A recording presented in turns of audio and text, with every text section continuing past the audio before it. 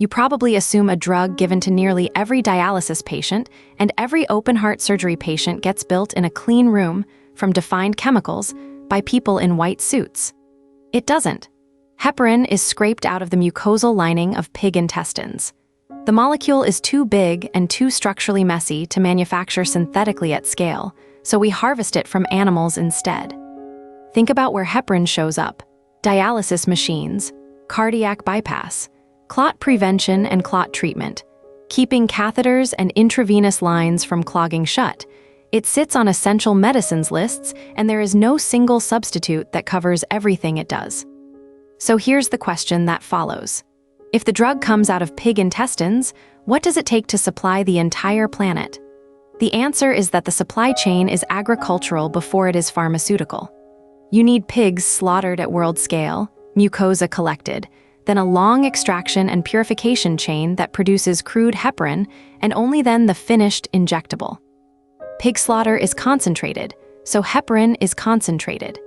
China raises and slaughters roughly half the world's pigs, and for years it has supplied a dominant share of the world's crude heparin. That's the intermediate Western manufacturers buy and refine into the vials that end up in hospital drawers.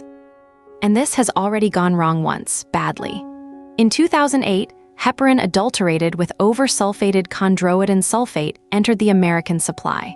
It was associated with severe allergic reactions and dozens of deaths. Recalls followed, then congressional hearings, then new testing requirements.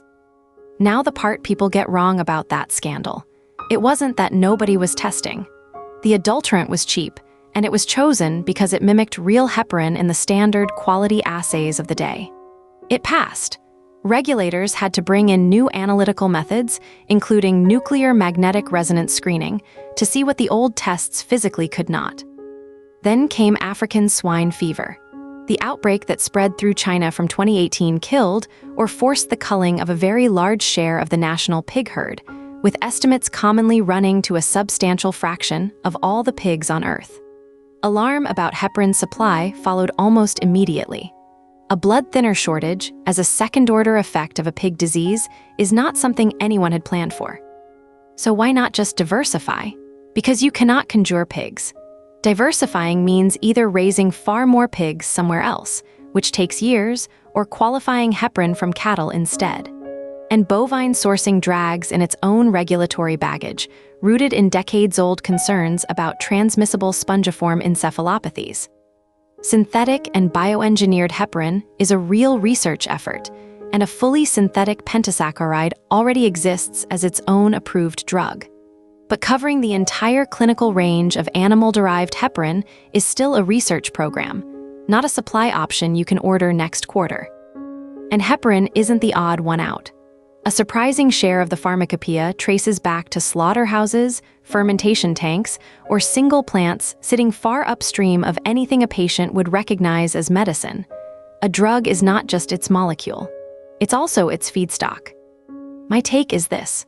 We keep framing drug security as a question of factories and patents, and it's really a question of what the molecule is made of.